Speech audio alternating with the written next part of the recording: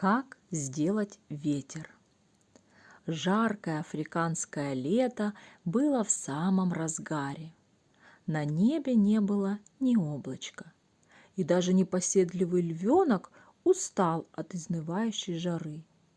Умная черепаха пряталась в панцирь и вылезала оттуда только вечером.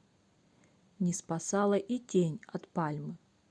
«Хоть бы ветерок подул», — мечтательно произнес маленький львенок.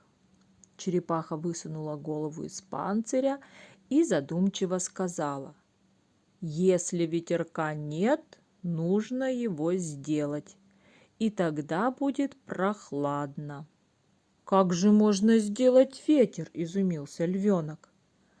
«А ты посмотри по сторонам и придумай, из чего и как можно сделать ветер», – предложила черепаха и опять спряталась в панцирь.